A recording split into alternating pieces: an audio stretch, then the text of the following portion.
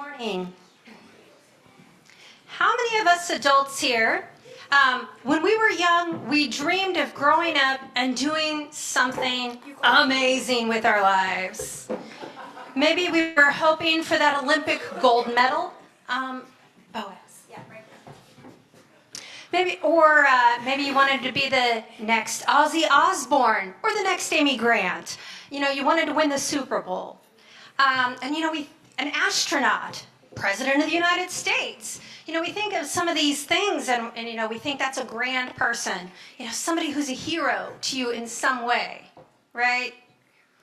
And, most of us didn't achieve any of these really super exciting dreams. But this song, as the kids are going to sing to us, is that, just being a parent, just being there in the life of a child, that's what makes you a hero. All right.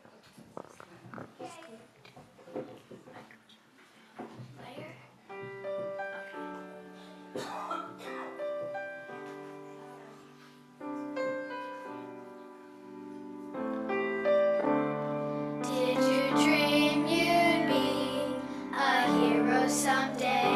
Who would grow up and change the world some way? Well, the world you changed is mine, it's true, and I wish you could see who I see in you. I see a hero, I see a light, living by faith, every day by my side. I see a hero, I see a star, showing the way, just like being who you are. Best of all, I see who I hope to be, a hero like you are to me.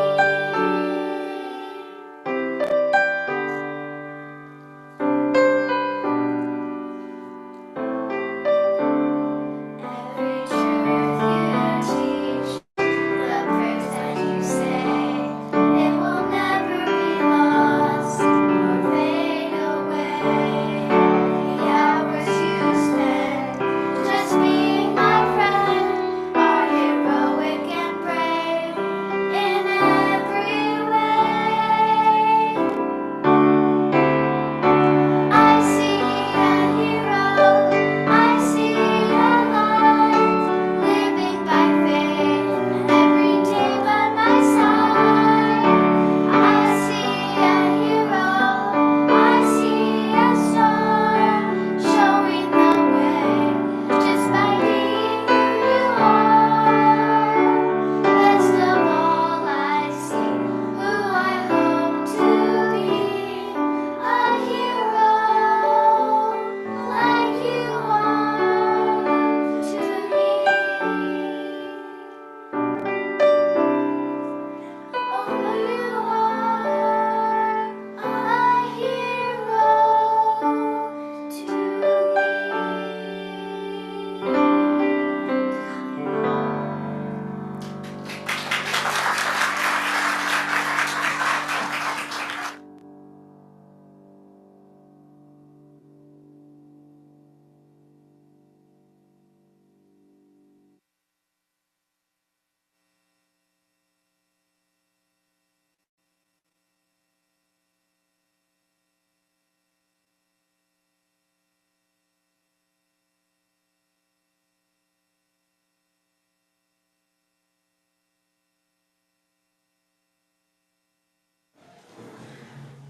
So, happy Mother's Day.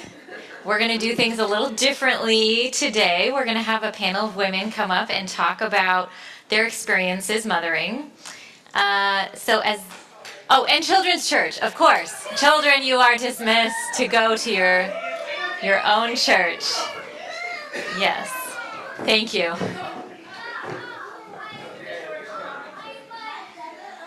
All right. Okay.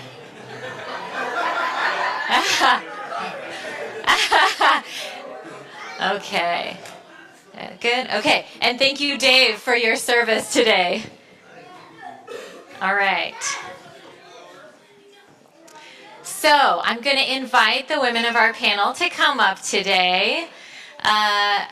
So we've got Mallory, Deborah, Charisse, and Audrey. And as they come up and get settled, I'm going to just do a short recap from last year's sermon and just talk a little bit about what it means to celebrate mothering. Because motherhood is not an identity, it is a role. And that means it's a role that anyone can take on. You might not be mothering your own kids, you might be fostering or volunteering in Sunday school. We still need more volunteers, just volunteering in Sunday school, or being the safe house in the neighborhood where children feel at home. You are taking on the role of mother, and so are biological moms. A role is something you do, an identity is something you are. So woman does not equal mother, and mother does not equal worthy or unworthy. We know our worth does not come from what we do, even though we often feel that way. Your worthiness comes from God, and you can't be a good enough mother or a bad enough mother to take away any of that worthiness. Just like you can't be a prayer, you can only pray. So you don't need to be a mom, you can just mother. As a verb, as an extension of God's love and presence, and that means regardless of your season in life, your gender, or your calling, you can take part in the verb of mothering as an action in the world. So that's what we're celebrating here today. And I'm going to actually move myself down here so I can see your faces. Because I like to interview where I can see you guys. Okay, so let's go down the line and have everybody introduce themselves with your name and who it is that you are mothering the most right now. Let's start with you, Mallory. My name is Mallory. I have 3 children. I have Miley, Molly, and Caleb. Amazing. And what are their ages? Miley will be 11 in July, and Caleb is 3, and Molly's 4. Molly's 4. Okay. Can you guys hear her in the back there? Okay. Awesome. Okay. So we've got all young kids for you. All right. Yes. I'm Deborah. I have 4 children, ages 41 to 29. I know the dates. Once they grew up, you're just a grown up now. Amazing. So, and what was your other question? Oh, who it is you are mothering the most right now? I mother everyone. Yes. I just am that, and I like to mother Katie Burrows because mothers need mothers. Yes. And that's the gift God gave me, is seeing that need and trying to meet that. And Amazing. I love it. Okay. Nathan, would it help if I move it closer or is that worse? We could Okay. Okay. I just want to make sure people can hear in the back. If we're good, we're good. All right, Charisse. Yes, I'm Charisse Begulin. I have 1 son and 1 grandson, both in California. But at this point in my life, I am mothering a man who's going to be 87 in June. That's My right. husband. Your husband, Dennis. Yes. Who has been such a blessing to everyone here in this church. All right, Audrey. We're gonna start passing the mic. I'm Audrey Dietz, and the mic's going to make this hard. But what mom doesn't have a picture of her family? Yes. Oh my gosh. This is my husband that you probably never see in a tux, but he did sing with the Peninsula Singers. That's our goddaughter and her 2 girls. And we spent an awful many years mothering and fathering them and grandfathering them and their family. They moved to Montana, so we don't see them very much. Katie just got a job, the goddaughter, she just got a job doing real estate in western Montana, and she loves it. She finally found her niche. She, after 3 husbands, finally found a Christian husband, a deeply devout man. And so we're pleased that that family now is intact, and I think it will be. I can't go on because that gets long. That's all right. That's all right. Thank you. So, so we're gonna start with you again, and then we'll go down the line. So, what do you think the act of mothering consists of, or how would you define it? And you can go big, or you can just define it, what it looks like for you. I had to do cards because I don't keep it short. Mothering is learning and teaching. And I know those of you who had the first baby, which I never had the privilege of doing, that's because Lowell decided to not be a father, and I had to decide that before I married him, which I can't say that I ever had the drive. I think God put many, many children in my care, temporarily or otherwise. We have taught. I love teaching kindergarten. I went to school to teach on the secondary level, and I never did that. I started working with Lowell, but I taught over 20 years in several churches, kindergarten kids. Should I have chosen elementary ed, I probably would have tenured. Amazing. I bet you were so good at that. All right, Charisse, what do you think mothering looks like?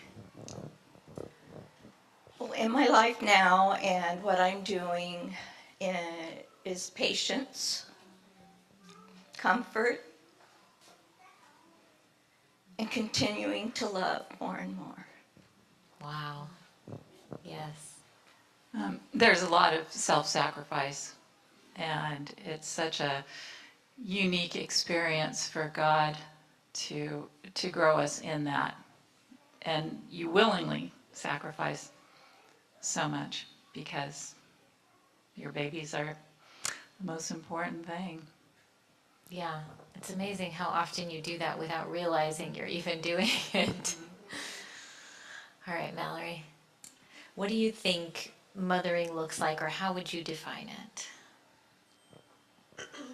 Well, I spend all my time with my children, and they're my life, they're my world. They always come before me. Yeah.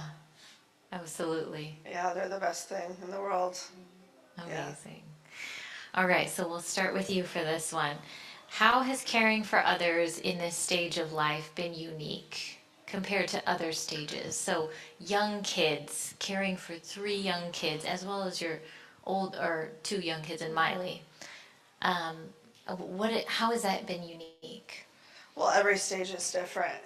And I've come to realize that from when they're a newborn, I don't think it ever ends. You know, I'm almost 35 and I still talk to my parents for advice and things. I don't think that stage ever ends. And right now, it's a lot of dedication and discipline and responsibility and helping to guide them and teach them and potty training and all that right now. So every stage is different. Yeah. Yeah. Yeah, with young kids, you're really in the trenches of it. Just the nitty gritty of day to day with young kids is all consuming. Yeah. Yeah. All right, Deborah, what is the stage looking like for you?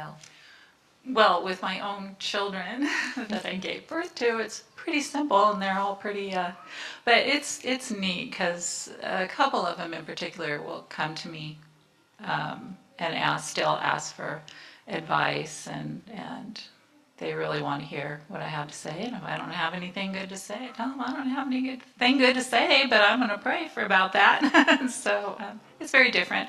But I'm always mothering, like I said, the kids in the church, and so a lot of different levels still at my age that I mother. Amazing. That's so wonderful. So how about the stage of life for you, Charisse? Dennis and I have been here in Washington for 20 years, so moving away from family was real tough on me. But I'm able to continually be in contact with my son and his family, and what's so neat now is that I get to mother my grandson. We text back and forth, and he always wants to share with me that something his mom and dad just doesn't understand. Yes, we need those. So I love it. I feel sorry for him. I'm not there. I don't know what's going on, but I never overstep with my son and my daughter-in-law. But I told him, I'm always here for you. All you have to do is call. And with Dennis wasn't the first. I also cared for my mom who had dementia. I brought her here from California and cared for her for 5 years. And it was the best time. And I spent more time with her that 5 years, more or less mothering her, than I did my entire adult life. I still miss her today. She's been gone 16 years. And with Dennis, it's just one day at a time. I never know what to expect. Yeah. Patience with all capital letters. Yes. And praying to God throughout the day. Yeah.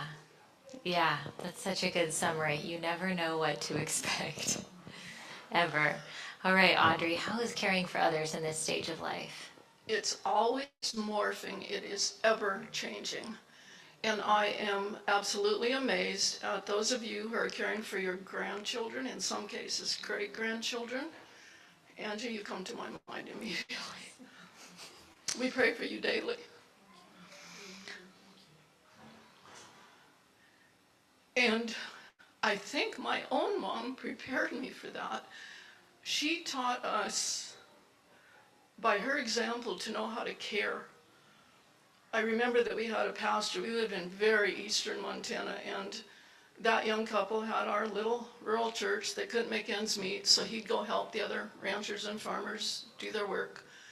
But he was camp director one year at the Bible camp that was near us, and she had 3 young children, all under the age of 10, and she had kidney stones, and he was the camp director. She couldn't keep up with the laundry trying to be at that camp, and my mom went and got all the laundry. And we did their laundry and folded it and took it back clean and ironed. That's how my mom taught me to work on the fly. Yeah. Doing something practical, looking for the need and saying, I can meet that need. Correct. Yeah, that's perfect. So, what has been the hardest part of mothering for you, Audrey? What to do, when to interfere, or when to step back. Whew. That's it right there. Yeah, that absolutely is. That discernment of God, what do you want me to do in this moment? Are you asking me to step in? Are you asking me to step back? And then the conflict with your own self and what you would like to do, and whether that's in concert with God's wishes. Yeah, absolutely. All right, Charisse, what's been the hardest part for you? Having to make all the decisions. Mm-hmm. Dennis and I have known each other for 40 years, so we've been together a long time, and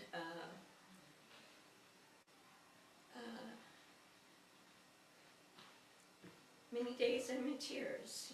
I don't want to make the decisions by myself. I want him back, Yeah. and I know God hasn't granted me that, but I know there's a reason for it, and I'm blessed that I'm where I'm at.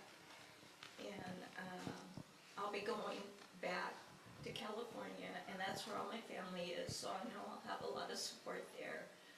But have a lot of church family here. Everybody's been so kind to us and welcoming when we came over from the crossing. And I have a church family in California as well, but it's just, sometimes you just feel alone. Yeah. And all you can do is the best you can do. Sometimes you just want to be alone. Yeah. Yeah, it's amazing, isn't it? How sometimes the worst thing is being alone and shouldering the burden of making those decisions and then carrying the weight of the fallout of those decisions. But then other times you just want to be alone and you just need everybody to leave you alone for 5 minutes. That is so very true. All right, Deborah, what's been the hardest part for you? I don't know if this is on. Can you hear me? Okay. We're making I think Nathan the hardest run part for me it. was one of my kids.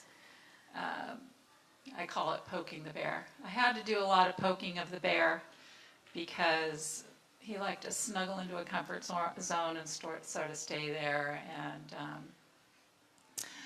so I had to make sure his life wasn't so cushy and wonderful that he was, defeated living with his mommy and daddy for the rest of his life. So I had to poke that bear, and we went through right just before we moved here. He kind of blew up at me and told one of his sisters that I was a bully, and he didn't talk to me for a couple of years, and it was really, really painful, not knowing if he would ever talk to me again, and that he couldn't see my heart for him, which was always for him the best outcomes for him. So that was my really hard time. Yeah, thank you for sharing that, because I know a lot of women here have been through estrangement, either with their moms or with their children, or will go through it. And the pain of that, and feeling unseen by this child, that, as you said, the self-sacrifice and the things that you've done, and not being seen for that. Yeah, it is horrible. All right, Mallory, what's the hardest part for you? To find balance, Yeah. to be able to divide your heart kind of in 3 ways, Yeah. and have time for me and my husband and work and school and sleep. Just finding the balance. You kind of just have to always be in the same routine, the same schedule, and being very consistent is important with children at this age. So. Yeah, absolutely. The balance, and what you just shared about, you've got 3 kids to take care of. You also have to take care of yourself. You've got your husband, and then, as you shared, your parents. The caretaking work, and it doesn't stop just in your Cooking, immediate cleaning, circle. and laundry. Yeah, it's never ending. Yeah, Yeah. yeah. So that is one of the hardest parts, is how much energy do I give to each of these things? Yeah. It's okay though, it'll pass. Yes. Everything gets harder at other times. Yeah. Yeah, absolutely. So, what fruit have you seen from that difficulty of trying to find the balance, or how has that shaped you? Oh, I've become a much better person ever since I've become a mother. It shaped me in a lot better ways. Like I said, with structure, when you're single and you're young, you can just kind of do whatever you want. But once you become a mother, you really become responsible and mature. Yeah. And your life is your children. Yeah. Yeah, So absolutely. it has helped shape me into a much better person. Isn't that amazing Yeah. that happens? Yeah. You have kids and you become better because Well, you children have to. are such a blessing. Yes. And so they kind of just, it's just, Yeah, I love that perspective. It is a blessing. The difficulty is what you were talking about. Yeah. I really feel like parenting is God's best object lesson to all of us, of what his heart is, how he really wants the best, how he steps back sometimes and says, go up with that, because we do have to step back sometimes, shut our mouths, and even though we have the wisdom, unless they want to receive it, pearls before swine, they're ready to trample all your pearls. So, it's just the greatest object lesson to me that God could have ever given me, to show me his love, his all of, you can read your Bible, but there's just nothing like the love that you have for those kids to show you, wow, and he loves them more than I do. And that is mind-blowing. Yeah, that's amazing. And when you were talking about the estrangement, the way that God's heart feels towards us when we step away from God or reject God, and God feels the pain of that estrangement. Yeah, those little glimpses that we get when we mother of what God's heart is. All right, Charisse, the difficulty, how has that shaped you, or what fruit have you seen from it? Well, shaping me too, I would say, is when I brought my mom to live with us, with Dennis and I. And I left my brother and sister behind, and I didn't even realize how it would affect them, especially my sister. And she was the baby, so mom was out of their life. or her life for that moment. And I was sorry for that, but I was the one who stepped up. No one else stepped up to help. And my sister could have done it, but she didn't want to. So it was hard on me. But I will say one thing. I spent more time with her in those 5 years than I did my whole adult life. I was married, living in another town, working full-time. Yes, I saw her and visited and stuff, but it was nothing like having her live in our home. And secondly,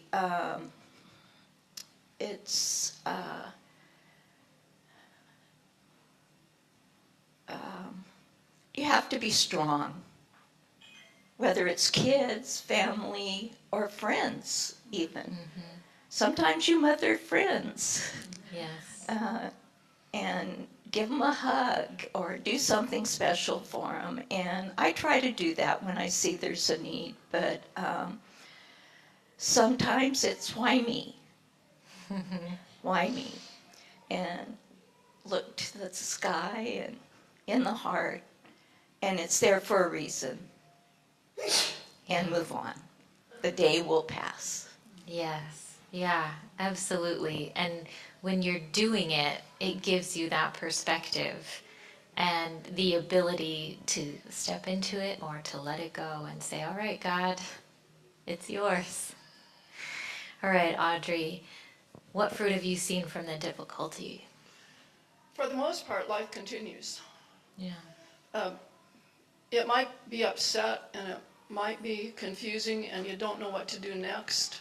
And the little bit of mother in my heart is really worried about David back here when he said, "Don't forget about me." That's the little boy in an adult man that I deal with. Lo went mushrooming this weekend. It took him 3 days to make the decision and about 6 hours to pack. And at one point he said, "I don't want you to help me pack because I can't find this stuff."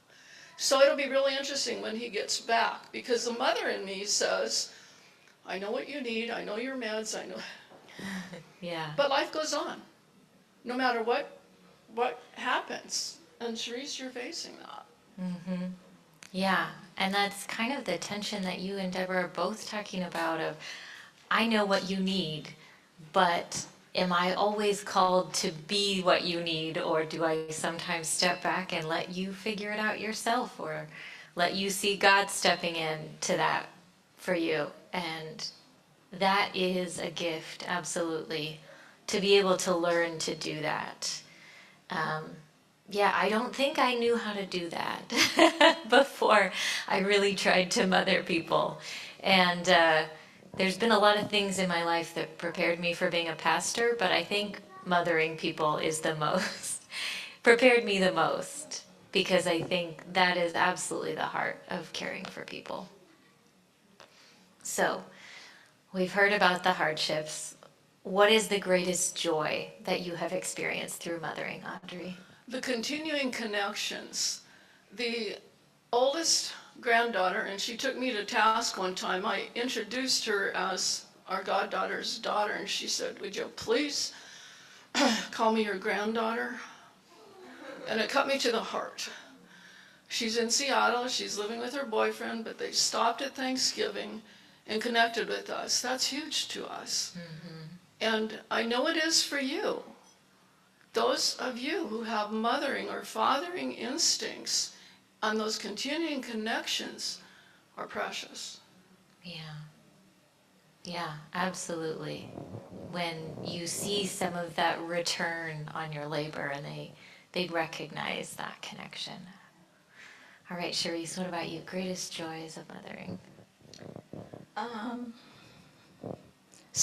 With children, I guess, and I just have a grown son, is seeing that he did make it to adulthood. Mm-hmm. He is providing for his family. He is a good man and a godly man. And it wasn't until maybe 5 years ago that his wife and son got baptized. Wow. So that was a blessing. That brought so much blessings to our heart and tears. but we know now they'll be together. And looking back, there's just a lot of blessings, but a lot of trials and tribulation as well. Yeah. But you still love, you still are grateful, and you appreciate people. Absolutely. That is a joy. I'm sorry, repeat it one more time. That's all right. What's the greatest joy you've experienced through mothering? Grandchildren. Yeah. And I just saw something really interesting about that on an Instagram reel that they're studying. They were studying how a woman felt towards her children versus her grandchildren. And I wish I could say all the scientific things, but there's a really easy love that comes with having grandchildren because you don't have the burden of all the other things. So, they put electrodes or whatever on them as they thought about their children, which was a little more complicated Yeah. thing, depending on where your kids are at, I suppose. And then versus to the grandchildren, it's just this pure burst of, you just get to hang with them, and there's no agendas, all the things you have to do with kids. There's none of that. You get to have all the fun, get to send them back, have a full night's sleep, and it's just, Yes. they're just so fun. Amazing. Oh, thank you for that glimpse of heaven. I loved parenting so much, and when God said there weren't going to be any more, I was at the point where I would have gone on to 20. I really would have. You're in a groove, you kind of know what you're doing, and I would have kept going. And I used to think, people say grandkids are the payoff because they can't have kids anymore. I really felt that, and I'm like, yeah, they really are the payoff. You're a superhero every time you walk in. You're the superhero. There's none of, whine, dude. It's interesting, but they don't, even though I do discipline them. Katie knows I discipline her kids. I do not let Eliza sit on my lap and fart nonstop and laugh. We have discussions about these things. And, but they still, I feel like a rock star every time I walk in this church, You should.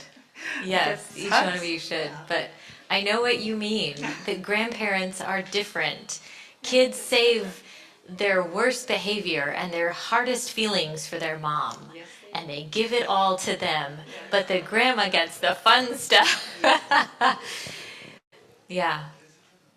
All right, Mallory, what is the greatest joy that you have experienced through mothering? Well, since my children are still so young, I have really enjoyed watching all of their milestones. Yeah. Their first steps, the first time they roll over, their first words, the first time that they'll tell you I love you. Oh, yeah. Yeah, those have all been really special to me.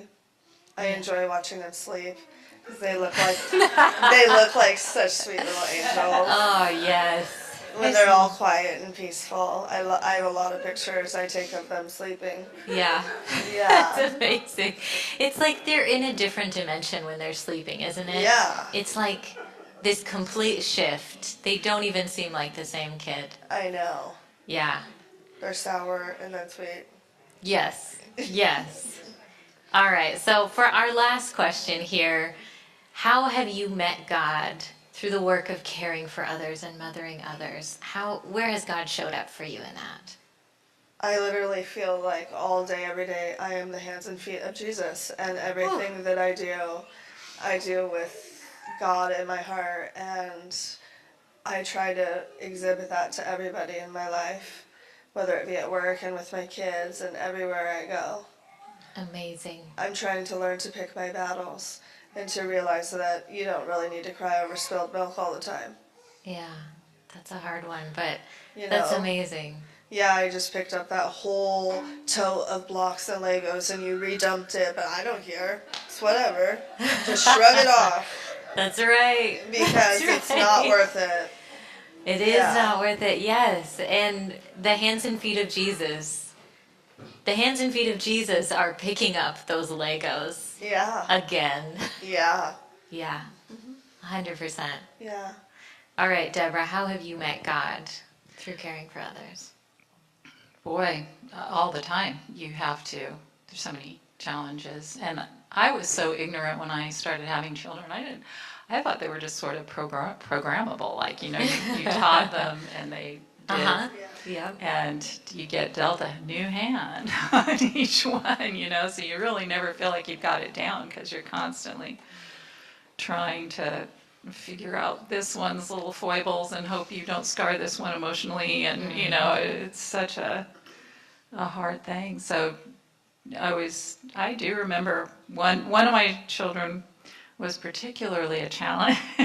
She was kind of born knowing everything and thinking that she was ready to just take off and do whatever she wanted from a very young age. And it was good because I had to force myself to be quiet no matter what the situation was, and just open up my Bible. And I also have a book called Prayers That Avail Much that I love, and just stop myself because we had to get through some crazy things with that one. We're doing good now. She's not the one that ever calls me for advice, though, ever. Yeah. Yeah, God meets you in the places where you aren't enough, where you don't know what to do. And that is the blessing of that hardship. Yeah. How about you, Cherise? Where has God met you in mothering? Well, sometimes I think he's sitting right by me. Oh, yes. Always. Yes. But the last few months, I find myself saying it out loud. Thank you, Lord. Thank you. Things are just going my way instead of having to deal with conflict or make another decision I don't want to make, but I have to. And it's just that you can always ask, but you have to wait.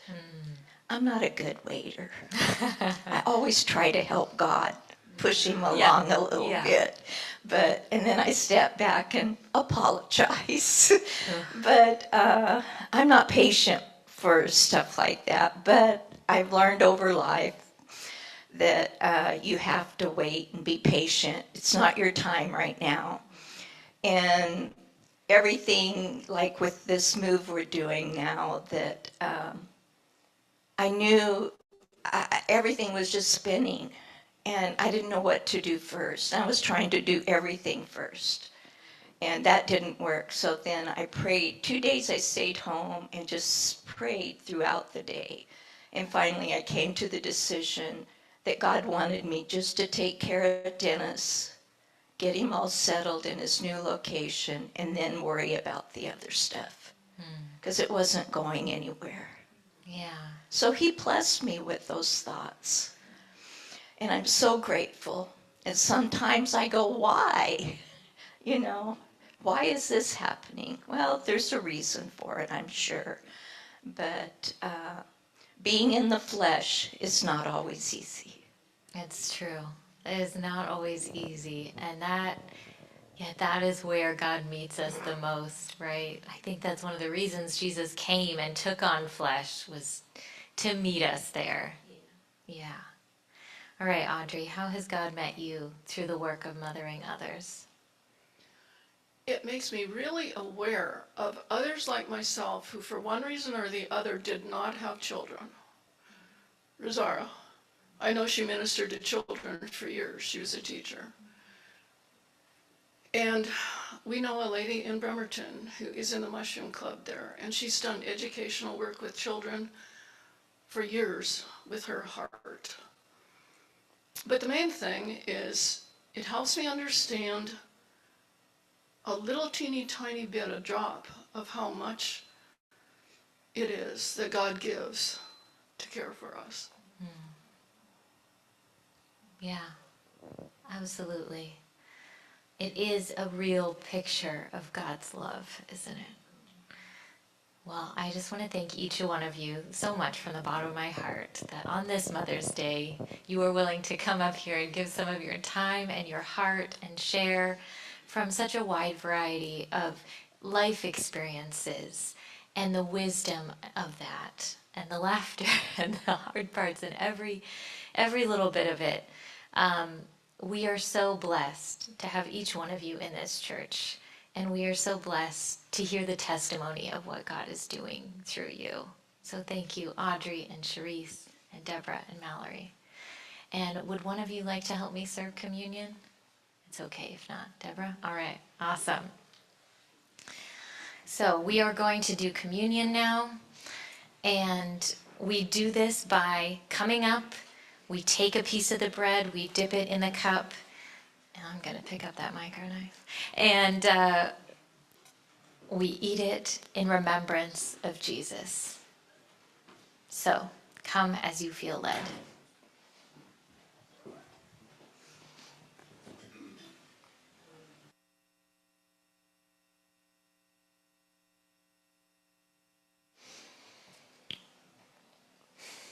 I'd like to end with a quote from pastor and author and mother, Misha Boyett.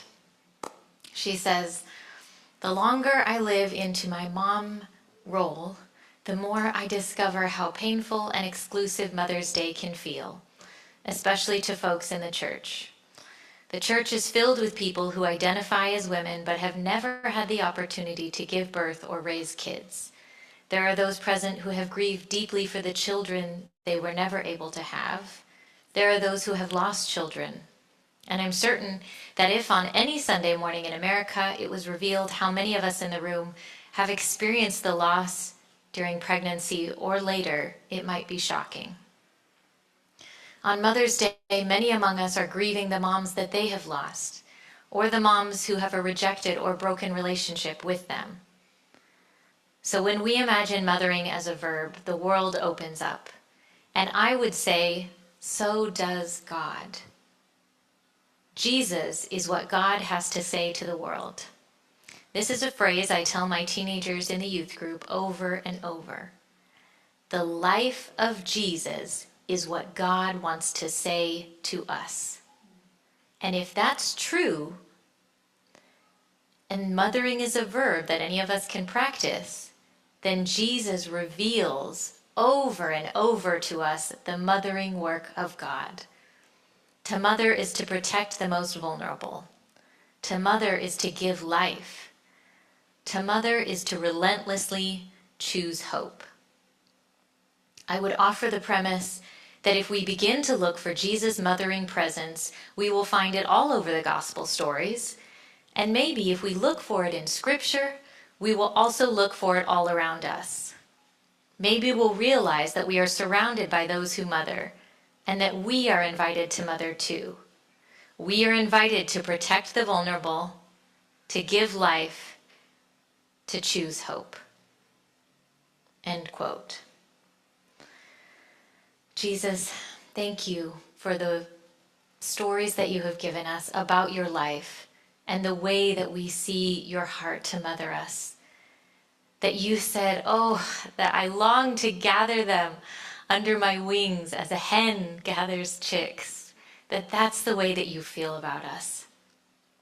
I pray that as we go out today, we would feel that spirit and you would flow through us, that we would extend it to others. As we mother those around us, help us to protect the most vulnerable. Help us to give life. And help us to relentlessly choose hope. In your name, amen. Go in peace.